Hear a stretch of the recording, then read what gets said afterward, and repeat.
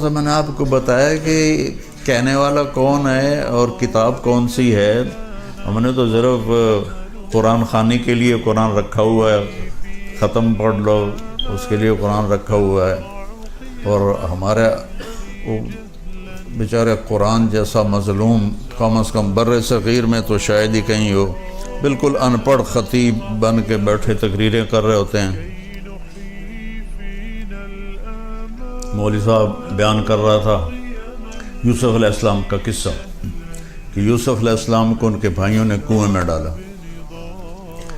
تو وہ ہمارے ہاں طرز بھی لگاتے ہیں، جب یوسف علیہ السلام انہوں نے بھائیوں نے کھوئے چڑھے تھے، آواز آئی، اگو بھول گیا لَتُنَبِّئَنَّهُمْ بِأَمْرِهِمْ هَٰذَا، تو آواز آئی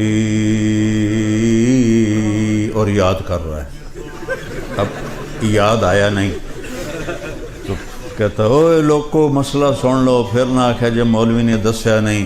جب یوسف علیہ السلام انہوں نے بھائیوں نے کھوئے چڑھ رہے آتے، آواز آئی، اب پھر بھول گیا. پھر کہتا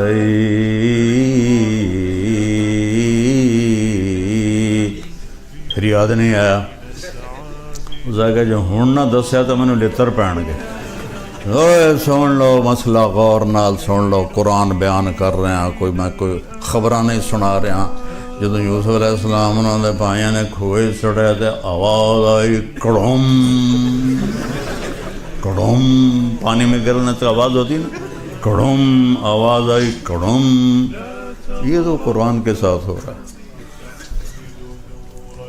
کبھی آپ نے اٹھا کے دیکھا کہ اللہ کیا کہتا ہے؟ کیا کچھ کرتے ہو، کیا کچھ پڑھتے ہو، کیا کیا پڑھائیاں کرتے ہو، ساتھ جاب بھی کرتے ہو. یہ جو ہمارے بچے آتے ہیں بیچارے جاب بھی کرتے ہیں، پڑھائیاں بھی کرتے ہیں. کبھی قرآن بھی اٹھا کے دیکھا کہ اللہ مجھ سے کیا کہہ رہا ہے؟ تو اللہ تعالیٰ نے کہا ہے کہ لِيَبْلُوَكُمْ أَيُّكُمْ أَحْسَنُ عَمَلًا، میں تمہیں آزما رہا ہوں. تم نے مر کے میرے پاس آنا ہے، تم میں سب سے خوبصورت عمل کون کرتا ہے. یہ نہیں کہا تم میں زیادہ عمل کون کرتا ہے، تم میں خوبصورت، زیادہ خوبصورت عمل کون کرتا ہے. صحابہ اتنے عبادت گزار نہیں تھے جتنے تابعین تھے. صحابہ کا اتنا علم نہیں تھا جتنا تابعین کا تھا. حضرت خالد بن ولید جیسی شخصیت فجر کی نماز پڑھائی، تھوڑا سا قرآن ایک جگہ سے پڑھا، تھوڑا سا ایک جگہ سے، تھوڑا سا ایک جگہ سے، اس طرح کر کے فجر کی نماز پوری کی. اور سلام پھیر کر کہنے لگے بھائی جہاد نے مجھے قرآن بھی نہ سیکھنے دیا.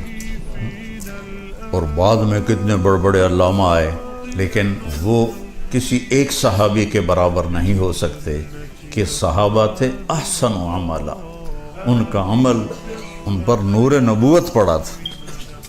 نور نبوت کی روشنی اور ان لائٹوں کی روشنی میں تو بہت بڑا فرق ہے. تو صحابہ تھے احسن عملا. بعد کے لوگ تھے اکثر، کسی صحابی نے 40 سال فجر کے عشاء کے وضو سے فجر نہیں پڑھی، کسی صحابی نے.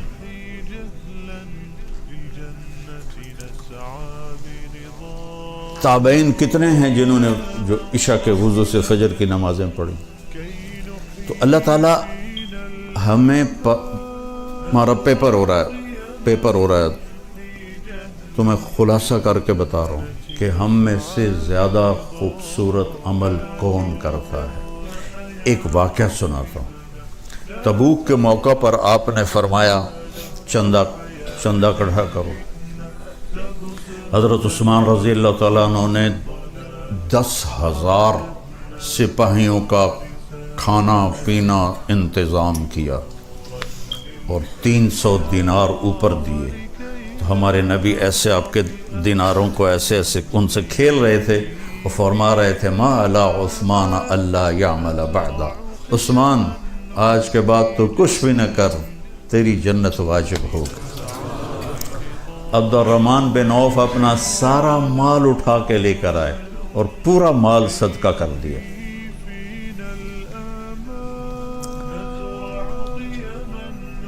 ابو بکر سے حضرت عمر رضی اللہ تعالیٰ عنہ کوشش کرتے تھے آگے نکل جاؤں، کہیں تو آگے نکل جاؤں. تو اس موقع پر ابو بکر کے گھر میں غربت تھی اور عمر مالدار تھے. کہنے لگے بھائی عمر آج جے تو لے گیا بازی تک لے گیا، پھر تینوں نہیں لبنا ہے موقع. انہوں نے کیا کہ اپنے مال کو آدھا کیا اور اٹھا کے مثلا سمجھو اتنا بڑا گٹھا اٹھا کے لائے، اتنا بڑا. ابو بکر رضی اللہ تعالیٰ عنہ نے چھوٹی سی گٹھڑی اٹھائی ہوئی اور وہ لے کے آئے. اب دونوں مال سامنے پڑے ہوئے ہیں، ایک یہ مثال ہے اتنا ہے، ایک اتنا ہے، تو اندھے کو بھی نظر آ رہا ہے ابو بکر تھوڑا لایا ہے اور عمر زیادہ لایا ہے. اب اگر سوال میرے نبی یہ کرتے عمر کتنا لائے ہو، ابو بکر کتنا لائے ہو، تو ابو بکر ہار گئے تھے اور عمر جیت گئے تھے. اور اللہ اس رسول کو پتہ ہے کہ اصل قصہ کیا ہے، تو آپ نے سوال ہی بدل دیا جو اس موقع کا ہے ہی نہیں، بنتا ہی نہیں. عمر پیچھے کیا چھوڑ کے آئے؟ اور کوئی میں مدارس اللہ میرے ذریعے سے چلوا رہا ہے، کوئی ہمیں آ کے چندہ دیتا ہے تو ہم پوچھتے ہیں جی کتنے ہیں. یہ پوچھ سکتے ہیں کہ پیچھے اور بینک میں کتنے ہیں. اگر یہ پوچھ لیا پیچھے اور کتنے نہ کہ اے ویڈیو میں 2 نمبر ہی کام لگ گیا تو اس دے میں نے فراڈیے لگ دیو. تو آپ دیکھو میرے نبی نے کیا مال کیا، عمر پیچھے کیا چھوڑا ہے. حضرت عمر جو پہلے ایسے کھڑے تو نالی اینج ہو گئے، تو ان کو پتہ لگ گیا بھائی میں ہار گیا. کہنے لگے جی آدھا چھوڑ کے آیا ہوں آدھا لے کے آیا ہوں. ابو بکر تم کیا پیچھے چھوڑ کے آئے ہو؟ کہا جی ترکت اللہ و رسولہ، میں تو اللہ اس کے رسول کو چھوڑ کے آیا ہوں، باقی سارا لے کے آ گیا ہوں. تو عمر کہنے لگے ابو بکر میں تو اس سے آگے نہیں نکل سکتا. یہ بات میری واضح ہو گئی کہ اللہ دیکھنے والا ہے کہ ہم میں خوبصورت عمل کون کرتا ہے. کثرت بھی مطلوب ہے لیکن اصل جو وزن پڑنے والا ہے وہ خوبصورتی کا ہے. قرآن میں 25 دفعہ احسن کا لفظ آیا ہے اور خوبصورتی کے لیے ایک لفظ ہے حسن خوبصورت، ایک ہے حسین بہت خوبصورت، ایک ہے احسن سب سے زیادہ خوبصورت. تو احسن کا لفظ قرآن میں 25 دفعہ آیا ہے. اور ایک آیت میں نے پڑھی تھی لَقَدْ كَانَ لَكُمْ فِي رَسُولِ اللَّهِ أُسْوَةٌ حَسَنَةٌ. آپ یہاں اچھی لائف کے لیے آئے ہیں. اتنا ہی پتہ بھائی بھانڈے بھی آپ پہ ہی دھونے پڑیں گے.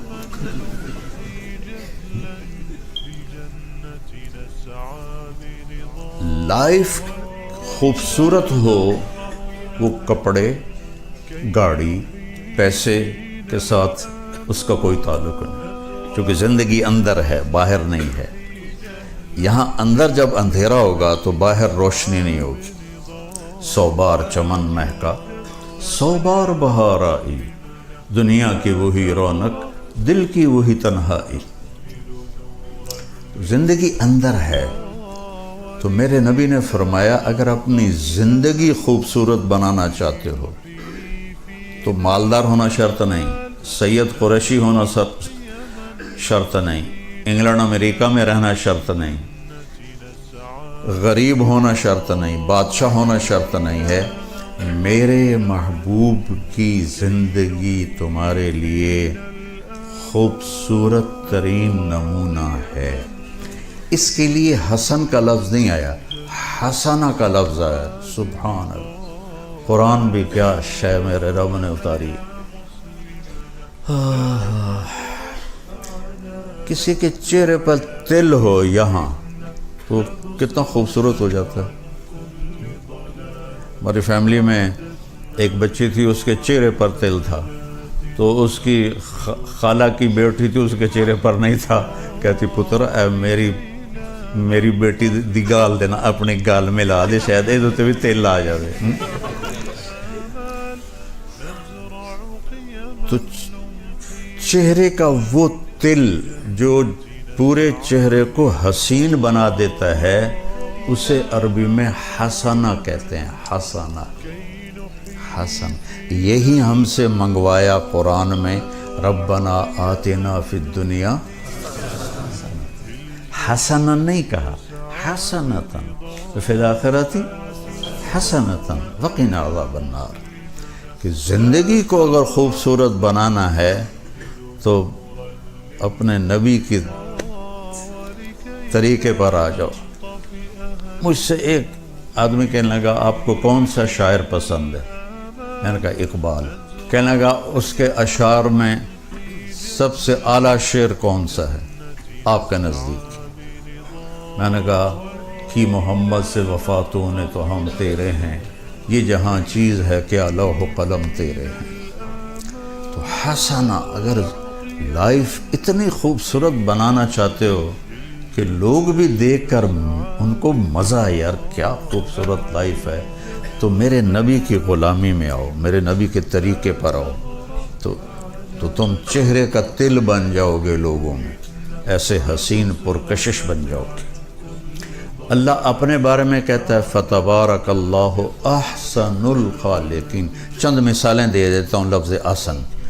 سب سے اعلیٰ حسین خالق ہے اللہ۔ ومن احسن من اللہ حکما لقوم یؤمنون، سب سے خوبصورت فیصلہ کرنے والا ہے اللہ۔ اللہ اپنے بارے میں کہہ رہا ہے صبغۃ اللہ، ومن احسن من اللہ صبغہ، تیرے رب کا رنگ، اس سے حسین رنگ اور کس کا ہو سکتا ہے؟ محمد مصطفیٰ صلی اللہ علیہ وسلم کی طرف اشارہ ہے۔ اللہ احسن، اللہ نے اپنے نبی کو کہا احسن، پھر کہا اللہ نزل احسن الحدیث، تیرے رب نے اتارا سب سے حسین کلام قرآن، سب سے حسین کلام قرآن، یہ بہت خوبصورت۔ حضرت عثمان رضی اللہ عنہ فرمایا کرتے تھے کہ لوگوں کو قرآن کا پتہ چل جائے تو زندگی بھر قرآن سے آنکھیں نہ ہٹائیں، نظریں نہ ہٹائیں۔ تو ہمارا تو ہم ویسے ہی اجمی ہیں، ہم اجمی تو اجمی ہیں۔ اب عرب کے بدوؤں کا حال یہ ہے، ابن جوزی نے لکھا ہے کہ وہ امام صاحب نماز، یہ صحیح واقعہ ہے، ایسا لطیفہ نہیں، امام نماز پڑھا رہا تھا تو انہوں نے سورہ نوح شروع کی، انا ارسلنا نوحا الی قومہ، تو آگے بھول گئے، تو پھر انہوں نے دوبارہ دہرایا انا ارسلنا نوحا الی قومہ، کسی نے لقمہ بھی نہیں دیا، وہ پھر بھول گئے، پھر تیسری دفعہ پڑھا انا انزلنا نوحا الی قومہ، پیچھے ایک بدو عرب کھڑا تھا، کہنے لگا جو نوح نہیں جانتا تھا کسی اور نو گھل دے۔ یہ صحیح واقعہ ہے، لطیفہ نہیں ہے۔ اِلَّمْ يَذْهَبْ نُوحٌ فَأَرْسِلْ غَيْرَهُ، تو عربوں نے یہ حال کیا ہوا ہے تو ہمارا کیا حال ہوگا؟